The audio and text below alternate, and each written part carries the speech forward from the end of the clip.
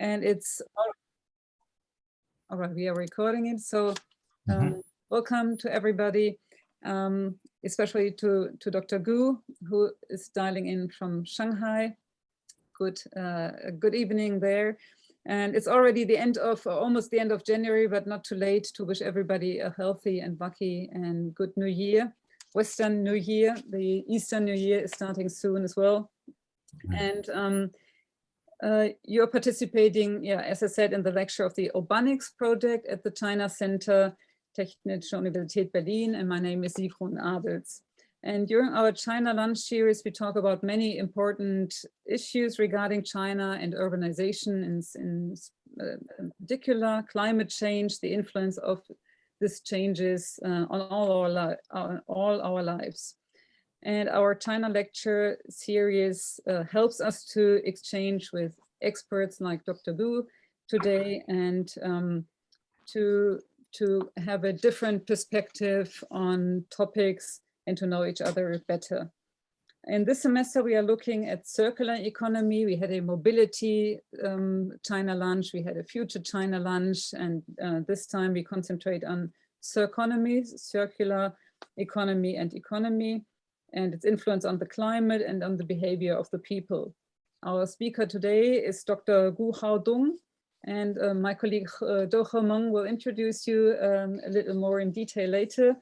A warm welcome to you, and your title of your impulse will be Tackling Unbalanced Development to Facilitate Circular Economy. And why is it called China Lunch? Because in former times, before the pandemic, we really were gathering in a room and we had a little lecture and then some lunch together. Unfortunately, that is not possible at the moment.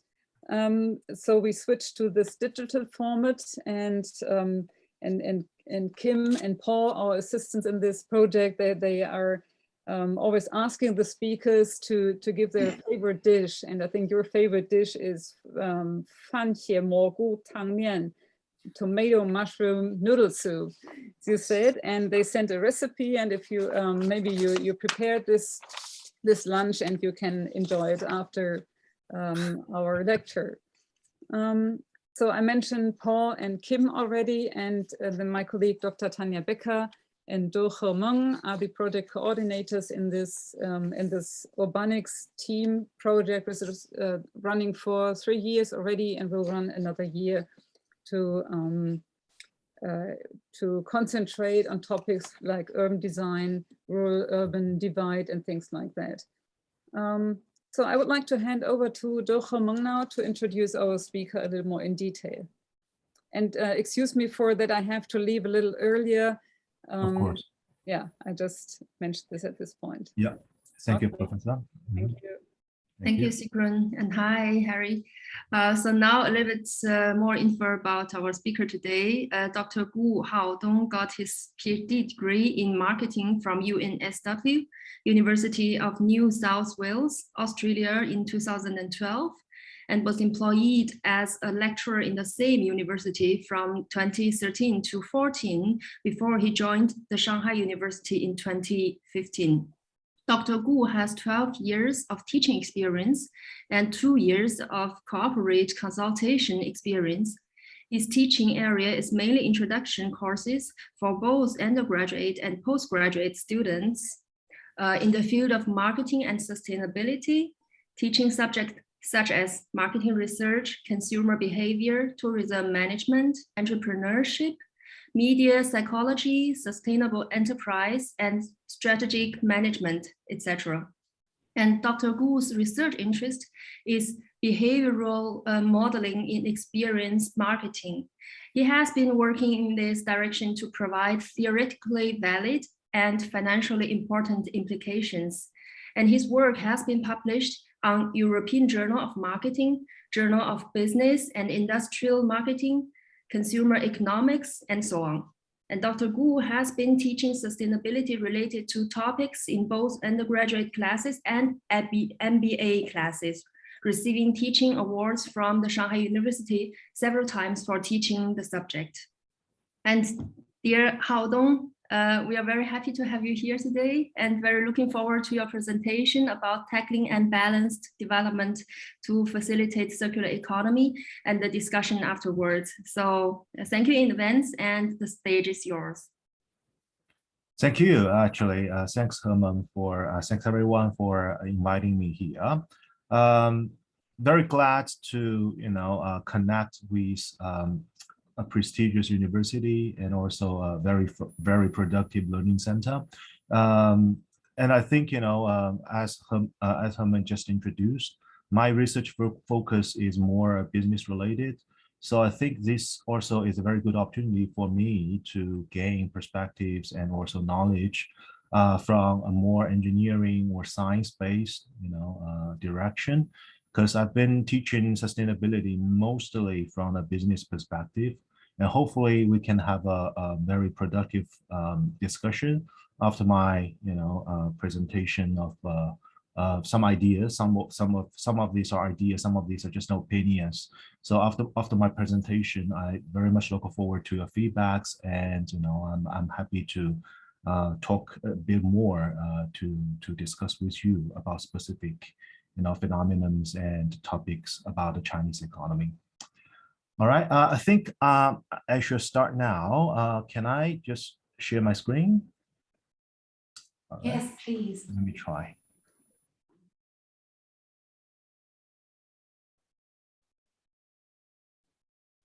So can you see my screen now?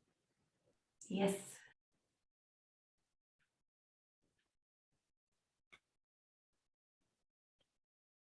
All right. So as you know, I'm from Silk Business School, Shanghai University. This business school is a joint venture between Shanghai University and University of Technology, Sydney. So I joined this business school. Perhaps I think one of the biggest motivation is that I received my PhD degree in Australia, and but I grew up in Shanghai. So when I came back to Shanghai, to my hometown, and I was searching for a school or university to join that is having some connections with Sydney. So I joined this business school, which proved to be a right choice, because I learned a lot in this business school, and I have very friendly colleagues, and this business school is very practice oriented, not that much focusing on, I would say, the theoretical based research, but more practical based research. And we have 4,000 students in the business school, which also makes us teaching quite a lot. And during all these teaching activities, I learned a lot from my students as well. That's why I think this business school is a very good starting point for me and for my research career. But now I'm doing some kind of administration work for the business school. So if any of you have any interest in visiting Shanghai, or doing some research work in Shanghai, you can always contact me, because we welcome any international cooperation at the university level or even at the city level. Okay, so I will just start my presentation. So as I introduced, my background is in marketing. The more I study marketing, the more I think the current market economy is fundamentally flawed. It was quite efficient 100 or 200 years ago, pushing the progress of the humankind, pushing the progress of industrialization, and also technological advancements. But I think if we look at the past 20, 30 years history, and if you're familiar with the economic development for different countries around the world, you'll find that the market economy is doing also some kind of damage to countries, and even to the biggest country, or let's say the strongest countries in this world. The United States is now kind of troubled by the so-called neoliberalism kind of economics right now, and they have very strong financial sector. They have a not so strong I would say, industrial sector. And that makes the entire country rely too much on finance. And this, I think, is a result of relying too much on the market economy. So the more I research into marketing, the more I think, perhaps it's not a bad idea to rethink some premises, some assumptions we believed in so much. And that's why, if you look at my research thesis, the title of my thesis, it's about corporate social responsibility. It's about the externality of companies. It's about, linking companies to a much larger society, looking at the corporate behaviors from a macro rather than micro level. And that leads to my teaching in sustainability. Because at the beginning, I taught a lot of marketing-based subject like marketing fundamentals, international marketing, psychology-based subject like media psychology, because that's all marketing-related area. But as I said, I think we need to look at things at a higher level, and that's why I started teaching sustainability from year 2016. Again, which proved to be a right choice, a right decision for me, because I learned so much about sustainability and how the economy works since 2016. And I'm happy to share some of my thoughts with you today. Okay, so when we talk about circular economy or Circonomy, I use the word rebuild, not trying to build, but trying to rebuild circular economy. Why I use the word rebuild? Because once upon a time in history, the economy of humankind was circular, right? Was circular, but we moved away from that kind of sustainable, or let's say eco-friendly kind of economic model. And we want to know, when did it start? Right? When did it start? We have invented so many ways. We try to find ways to go back to circular economy. For example, I can give you some examples here. This is actually an entrepreneurial company in Germany. Any of you know of this company? It's called the Leaf Republic. Try to make disposable plates using leaves. Well, they claim that these leaves are fallen leaves from trees. They're not taking these fresh leaves from the tree, but fallen leaves. And the idea was to make the plate biodegradable. But I think if you really look at the price of these products, it's quite expensive. A pack of 15 will perhaps cost you £10. Quite expensive disposable plates. And the team is still searching or looking for money and investment now. That means the product is not that successful. The example here I'm trying to show you is the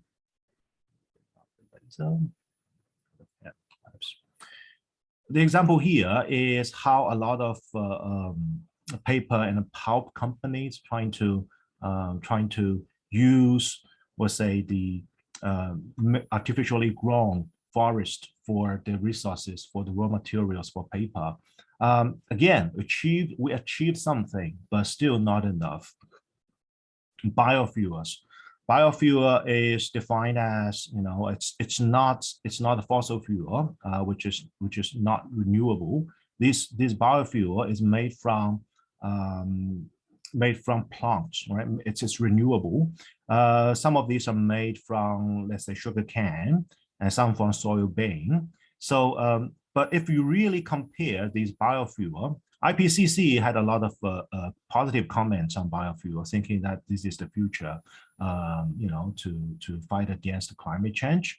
But when you actually look at the greenhouse gas emission, some of these biofuel is not more efficient compared to the fossil fuel. All right.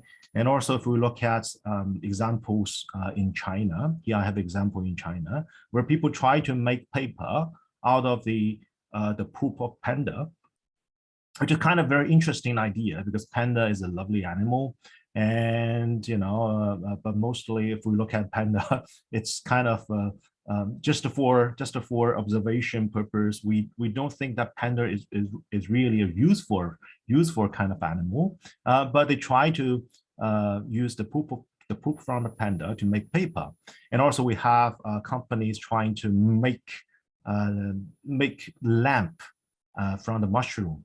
So I think this technology is not a new technology, but trying to use the mushrooms to grow materials for furnitures and for lamp. It's kind of new idea. But again, if you really think about these two ideas, panda poop to make paper, mushroom to make materials, can this be scaled? Are these going to have any lasting impact on the human society? I think we have a lot of doubt on that. Another Chinese starting up company, it is called the AT Renew, or in Chinese it is called 爱回收. 爱 means love to, 回收 means recycle. So here the company's name is Love to Recycle. What they do is they recycle the cell phones and laptops, use the cell phones and laptops and give a cash back. And sometimes it's cash, sometimes it is discount, cash rebate. When you buy a new device, they can give you a discount based on what kind of used mobile phones or laptops you're returning to store. So again, a quite smart idea. When people trying to buy a new device, they tend to recycle the old one, and they're working with the JD.com, which is one of the largest e-commerce platforms in China. They work together to to complete the circle. So 爱回收, Love to Recycle, will take care of the old phones, and JD.com, Jingdong, will send the new devices to consumers. It's a quite good business model. But again, if you look into their annual report, if you look at their financial report, it's not like everyone is recycling, and the business size hasn't been growing very quickly. Again, this is a Shanghai-based company. So I know a little bit about this company, like many other Shanghai-based, like Pinduoduo or Xiecheng company. So they have very good ideas, right? But still not scaling very fast. Again, this is also a Shanghai-based local company called Rendu. It is an NGO. It is an NGO.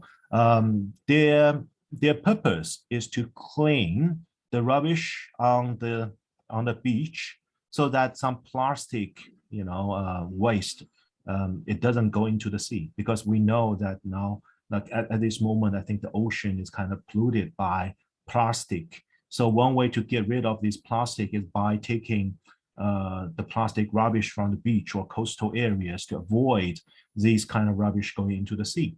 They've organized thousands of events to clean the beach and to collect the plastic bottles, the plastic bags for recycling. They did a very good job by collected about 18.7 tons of plastic garbage from coastal beach in China. 156 operations. But if you really look that number, compare that number with the amount of plastic rubbish going to the ocean each year, it's kind of a very, very tiny proportion. So we're talking about global plastic consumption of 400 million tons a year. All right, in 2025, that's the expected, consumption amount. And each year, with an estimated 12.7 million tons of plastic end up in our ocean. All right. So on one hand, you have 18.7 tons in 11 years. And on the other hand, you have 12.7 million tons in 1 year. So we're doing a lot of efforts. We have companies, we have entrepreneurs, we have NGO, startups.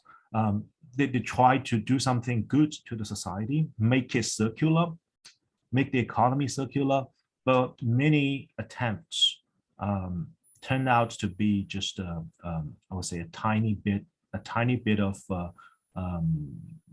counterbalance towards what we are moving towards. All right. So the question I asked myself like several years ago, before I taught the subject sustainability or sustainable enterprise, was that, are these measures enough? We have a lot of measures for circular economy. Are these measures enough? Some of these are actually technology based, right? But if, let's say, if the answer to the question is no, then do we have something better to do here? All right, do we have something better to do here? Is there a clear route to a more sustainable future? I had this big question several years ago, so I started searching. I read a lot, and I came across this talk from Alex Steffen. I believe some of you may know him, futurist, and also a big fan of urbanization. So if your research is urbanization related, perhaps you know this guy. So he talked about the current global problem, which is the conflict between an unthinkable future if we do nothing, and an unimaginable, present that we don't know what to do. So we are on a fast train to the future because of the market economy. We're moving very, very fast, but we don't actually have time to think like, where are we going? Is there any way we can take control of the train? We can take the control back, because once we had the control, but now the train is going so fast, we almost lost control. So the unthinkable future and the unimaginable present, and we are in the middle. What should we do? So I think the answer to the first question, are these measures enough, is very clear. No, these measures are far away from being enough. What do we do? Do we gradually increase the, let's say, the amount of effort into bits here and bits there of circular economy, or should we change our mindset? So that's the question I had. But then I had this kind of thought, like, once upon a time, we had a circular economy. It's not like, humankind, when we emerged and the circular economy is gone. We have been in a circular economy for thousands of years, or even tens of thousands of years.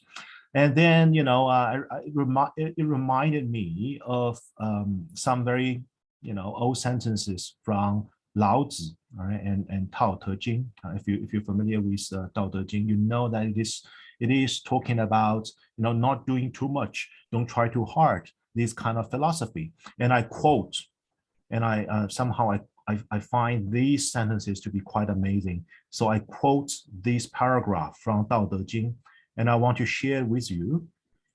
Talking about circular economy. If a country is governed wisely, its inhabitants will be content. They enjoy the labor of their hands and do not waste time inventing labor-saving machine. Since they dearly love their homes, they're not interested in traveling. There may be a few wagons and boats, but these do not go anywhere.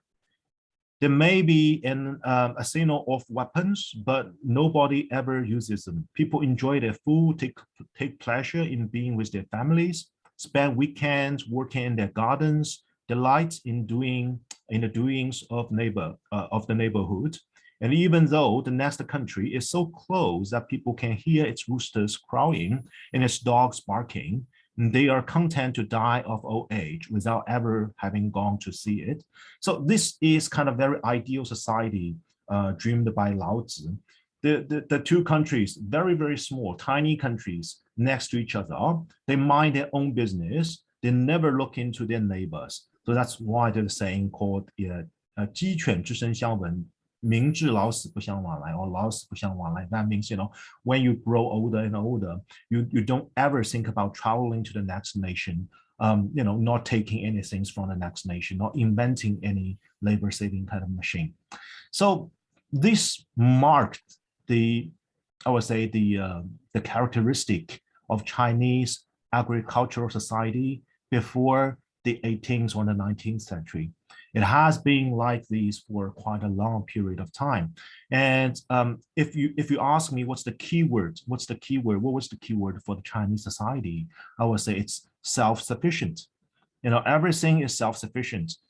grow from the Chinese land, you eat the food from the Chinese land. You do not actually depend on other nations for economic growth. And you may say, I kind of disagree, Harry, because there was this kind of Silk Road. It started from China. A lot of nations were involved. We had what we call a first stage of globalization, which is Silk Road. But to be honest, I think the Asian Silk Road is more about the trading of the luxuries and merchandise with high values. It's the trade, between the upper body of the society from different countries. This is not much to do with the bottom society. The bottom society still live a very agricultural and self-sufficient life. I think this was the case in China, and this might be the case in a lot of European small nations. And it doesn't have to be a small nation, because until 1900, I can show you something here. Until 1900, Chinese society was labeled as self-sufficient until 1900. The same time, United States industrialized. The same time, Chinese society unindustrialized, self-sufficient. And if you look at the size of the economy, 17% compared to United States 27%. So in the year 1900, the GDP of China was 63.3 of USA GDP. And until 2019, before the pandemic, the GDP of China was 67% of USA GDP. There was not too much difference more than 100 years later. So I asked myself this question, since we were once in a circular economy, it's self-sufficient, sustainable, and it's quite large compared to United States, 63.3%. Why bother industrialized? All right, why do we bother industrialized? Then I did some kind of research for the recent 60 or 70 years of development since the establishment of the new China, the People's Republic of China. China enjoyed a very quick growth of GDP, not from 1979, from 1949. So since the establishment of PRC, China was one of the countries that's standing out in economic development. But this economic development, unlike in the Silk Road time and Asian Silk Road time, is highly connected by trading with other nations. So if you look at the location of China, it is in the upper right corner, which means that there's a high reliance on trading, and there's also a high speed of GDP growth. So I think China now has industrialized and also internationalized at a tremendous speed. And this has not been witnessed in the human history. Similarly, there is an inevitable kind of consequence of that industrialization. So if you look at the energy used per capita, per person, China has been growing very fast, almost reaching the per capita level of Germany. United States was there pretty high. We all understand why United States was at such a high level. But if you look at the energy consumption here in China, a lot of these are coal-based. But amazingly, I find that actually the renewable energy percent in China was 12.7%, and in the United States the number was only 8.7%. So I think China is not falling very behind in using the renewable energy to support industrialization, but still, there's a large amount of consumption of energy, electricity. And then if we look at emission, it's a very similar story, quickly increased over the past 30, 40 years. And that's the per capita CO2 emission. China and Germany very close in per capita CO2 emission. The United States is a little bit high above. That means, regarding the CO2 emission, China and Germany are almost at the same level. But, it's kind of unfair to compare in such a way because China export a lot of merchandise, to different countries. China is the manufacturing center for, a lot of industrial products, and that's why there's a high CO2 emission. If we kind of offset the trading, and then the amount of CO2 emission per capita will be much lower for China. But anyway, we all understand that with the growth of the nation, this is the one of the train stations, high-speed railway train stations in China. This is the longest bridge in the world, which is called the Dankun Bridge from Danyang to Kunshan. And the entire bridge is 164.85 kilometers long. So in China altogether had such a long, length of railway. So a fact that we cannot deny is that China has industrialized in such a high speed that has never been seen before. And meanwhile, our nation's economy has transferred, from a state of circular economy to a state of non-circular economy. If we look at CO2, if we look at the energy consumption, et cetera, obviously it is from circular to non-circular. Now, the million-dollar question is, where do we go? We can go backward. We can go backward to the 1900s, to go back to the circular economy, or we can move forward. But if we want to move forward, where shall we go? Moving backward or moving forward? Then I started doing some kind of thinking and, calculations, et cetera. I was thinking like, what's the definition of a circular economy? All right, so that was the first thing I was trying to think. What's the definition of circular economy? What's the definition of sustainability? And I think, it should be something related to efficiency. Because, the idea is pretty simple. We have a limited amount of resource. We have a growing population. We have a growing population demanding better life. All right, so it has to be something related with efficiency. Then I look into the literature of efficiency, and because business is very good at, achieving high efficiency. So the formula is, I think it's kind of known to all business school students when they enter business school, and we teach them that. What is efficiency? Efficiency is the benefits, the money that you can make from a certain business interaction or process divided by the cost of doing so. All right, the benefits divided by the cost. That's the efficiency. That's the formula we taught our students from day one. You should not only think about the the money, the revenues you make, but also think about the cost. And then the ratio of it is what we call the efficiency. Achieve high efficiency. That's the aim of the business enterprise.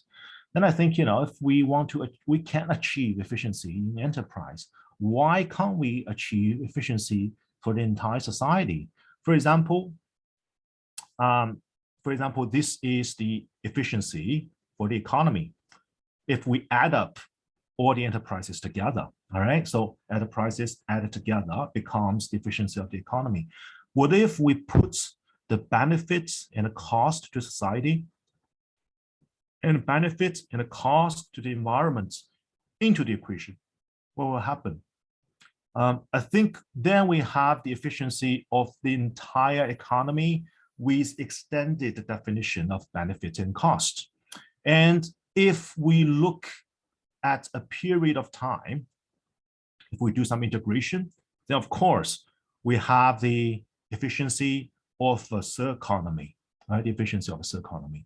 So here, if that kind of assumption of that kind of logic, I was, thinking about the logics behind this. If my logics were correct, then what we try to do here, what we try to solve is that how we can move forward by increasing, or let's say maximizing this.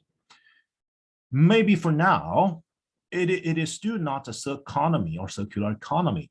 But if we keep on improving this, this equation here, I believe one day, all right, the cost and the benefits will somehow, equal to each other, and also, create a society that is self-sustainable. So, but when I look very closely at this equation, there's going to be a problem. The problem is, for most companies, for business and enterprises, all they care about is this one, right? This one, the first equation.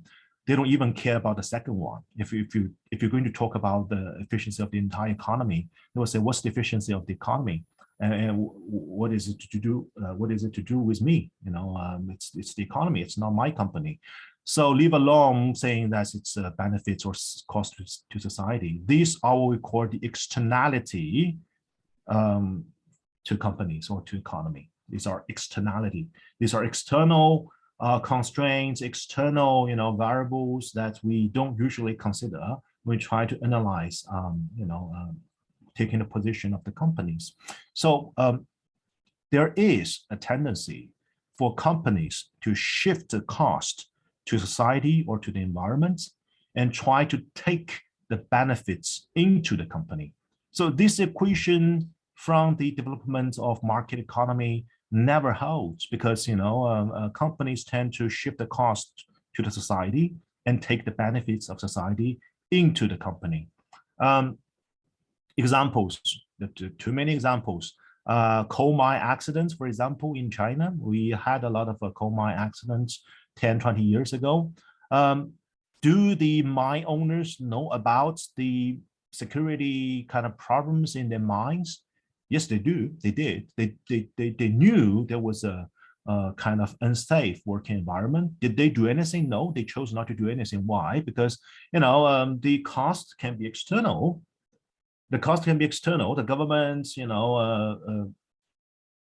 especially if there's no accident, right? If there's no accidents, the cost will be very external. But the benefits of not investing in security, equipment is the company, right? Belongs to the company. So the benefit is internal, the cost is external.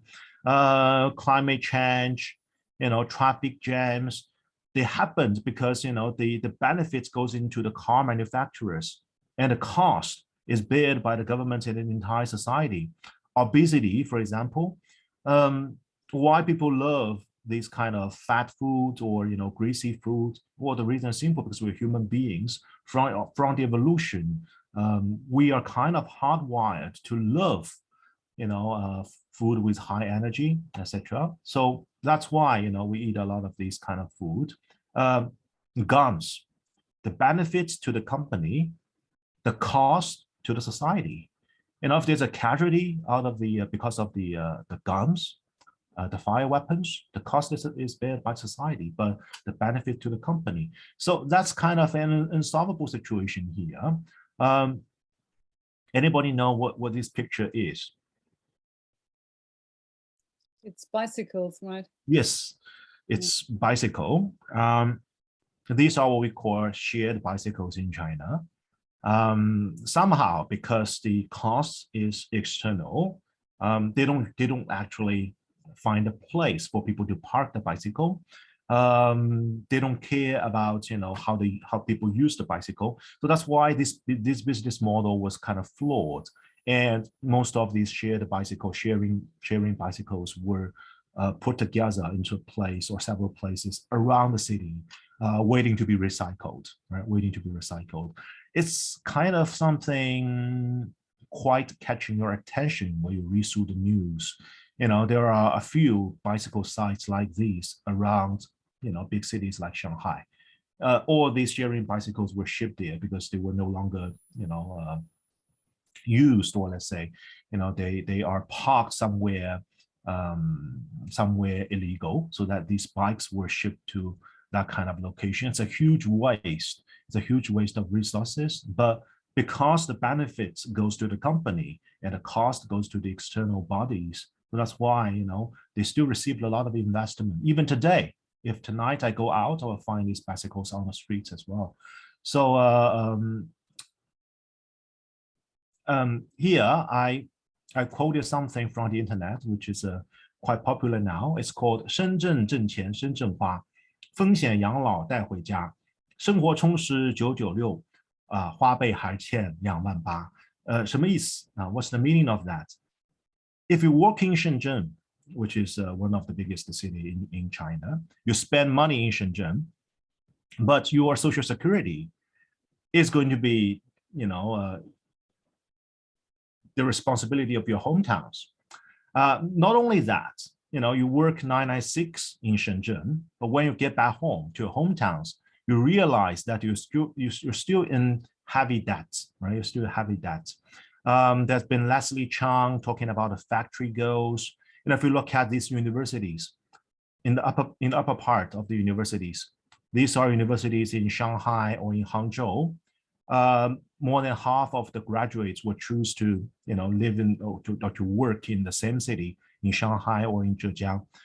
But these universities, Jilin, Northeastern University, and Haodong Institute of Technology, most of the graduates will move to big cities, not staying in the Dongbei, the northeastern part of China. So it is kind of very obvious if you look at the urban and rural areas. Since the industrialization, cost has been transferred to the rural areas, risk has been transferred to the rural areas, but resources and human resources, raw material resources have been coming from rural areas to urban areas. That is not what we call circular economy. So what is a circular economy? I think at least 3 conditions need to be met simultaneously to define an economy as circular economy. The first is that the benefit to the enterprise needs to be larger than the cost to the enterprise. Well, that is the premise for market economy. A company cannot survive if it's losing money, right? Not all companies are not-for-profit or are willing to lose money or having some kind of government support behind. But the second and the third condition must be met as well, which is the benefit to the society at the social level needs to be larger than the cost to the society. The benefit to the environment need to be larger than the cost to the environment. But I think several things need to be added here, because if we talk about circular economy before, mostly we're talking about environmental concerns. But I think we need to put human back into the equation, because social costs are something real and something really happening in developing countries and also undeveloped nations, because that's related to people's life. We need to put it back to the equation. Secondly, I think we don't need to be so hard on business enterprises. They have to make a profit, as I said. Without profit, it cannot be scaled. Whatever it does, it cannot be scaled. But meanwhile, that also means that any company doesn't need to be an all-around company, being, let's say, socially neutral or environmentally neutral in its impact. It can be environmental negative as long as it can contribute more to the social value. So I think, with some kind of specialization, that is more likely to happen. A company specialized in, let's say, creating environmental values, let's say carbon greenhouse gas emission, it's going to do poorly on, balancing its social impact, but that's fine. Overall, at the social level, things need to be balanced out. Also, there's no need to minimize the cost to the society or the environment. The aim is never to minimize the cost. The aim is to achieve a balance between benefits and the cost. So I think the answer to the first question here is very clear. Moving back is not an option. Only moving forward is an option. But how do we move forward? We move forward by creating higher efficiency. How do we create high efficiency? Several methods, I would say. One is the government can do something. The government can look at the equation saying that, we're going to do more in the benefits of society or to the environment. We're going to collect taxation from companies that damage social values or damage environmental values. This is what a lot of companies are doing, a lot of nations are doing. In China, it's very similar. Cigarette, high tax, wine, high tax, gasoline, 1.5 RMB per liter tax, not the price, but the tax. So you can imagine, how much tax it is on gasoline. Diesel, 1.2 RMB per liter. Vehicle plates, if you want to own a vehicle in Shanghai, in my hometown, you have to pay 100,000 RMB to just get the plates, the number plates, to be able to drive the vehicle. It's quite expensive. So these are working, these are necessary, but still not sufficient enough. And also we have the government spending. They spend on education, social security, etc., etc. These are good things. But again, this model is not so sustainable. If you look at the deficiency of Chinese government spending, it's widening. It's widening. Each year, Chinese government spends more than they earn. The taxation covers only, I think, 90%, or sometimes even 80% of the expenditure of the government. So each year there is this overspending by the government to maintain the equation, to maintain the balance of the equation. So this is not sustainable. Because I studied business, so I went back to look at the business. I was thinking this question: if a business can achieve efficiency, can a society achieve efficiency using a similar model?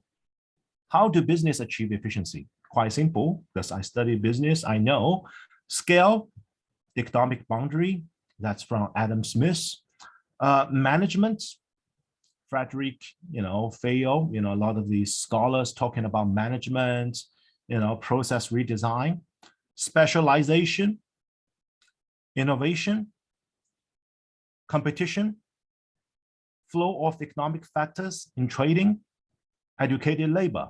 These are the business measures for increasing efficiency. Can we have the same to increase the efficiency of the entire society? I believe so. I believe so. But the key here is not whether these measures are going to be used for, but how are we going to implement these measures to increase the efficiency of the entire society? I think the main battlefield is not in the urban areas. Sorry to say that, because Herman told me that you have to say something about urbanization. Yes, it is true. A lot of these scale things, innovations, specialization, they all happen in city. Urbanization witnessed a lot of these innovations coming out. But the implementation of these measures needs to find a balance between the urban and the rural areas. Why? I can give you some examples to show why. I think there are 3 more slides. Just sorry for overuse the time a little bit. I just want to talk about several examples to finish up. So, for example, scale. When we talk about scale, we're talking about large factories, manufacturing centers, but agriculture can also be scaled.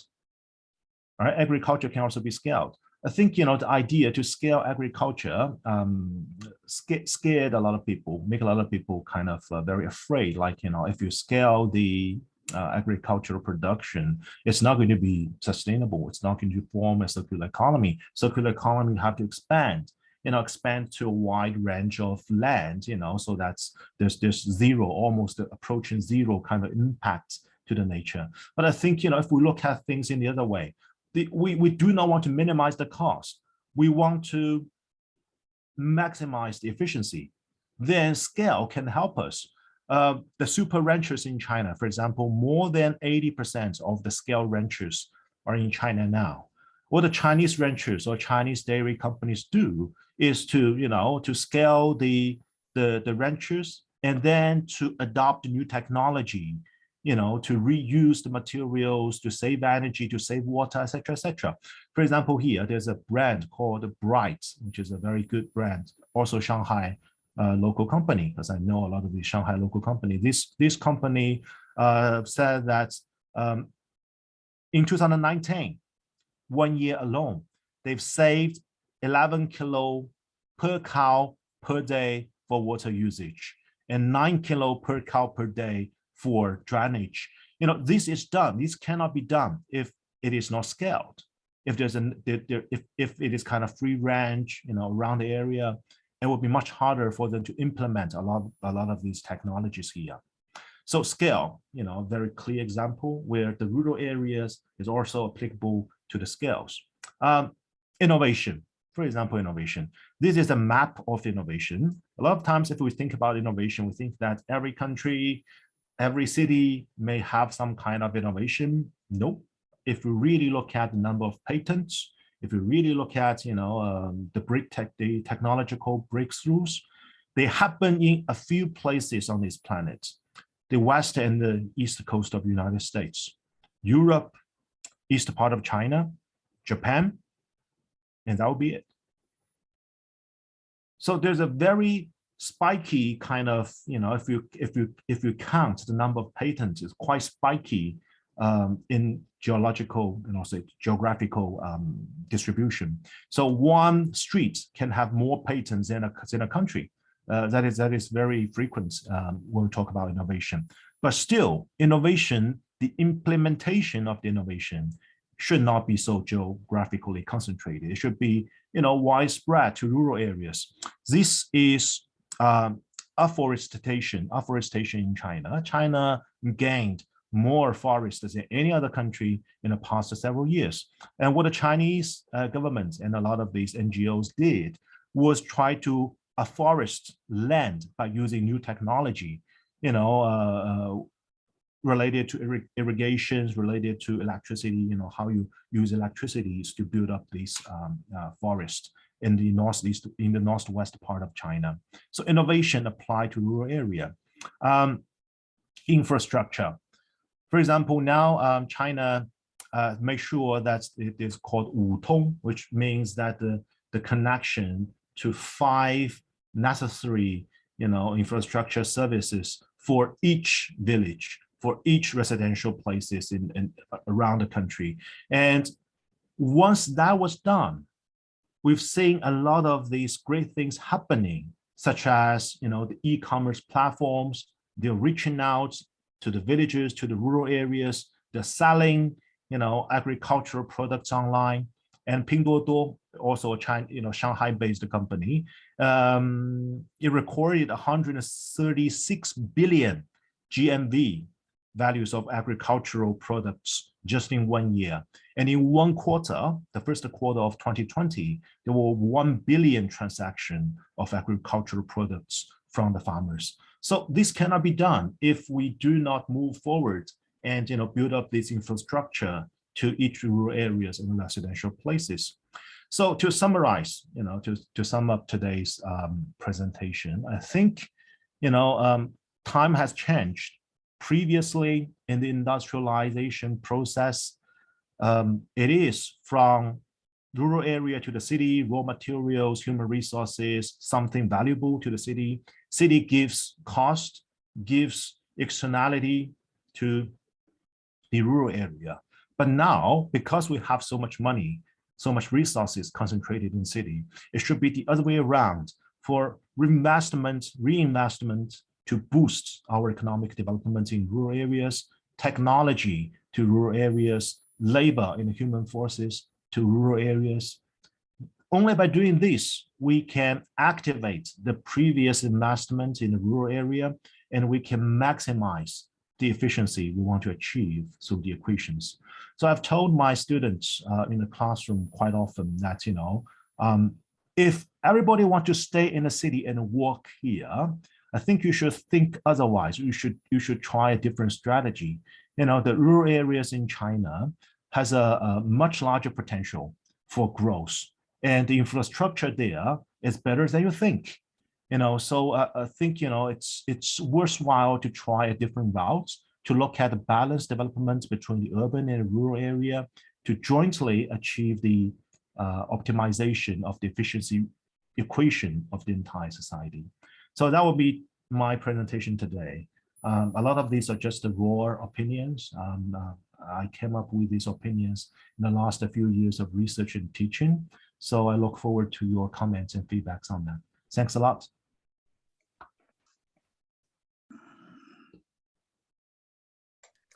Thanks a lot, Dr. Gu. Excellent impulses, a lot of them in there. Even the Tao Te Ching was in, and it was very comprehensive. Thank you very much. I'm sure there are a lot of questions popping up. So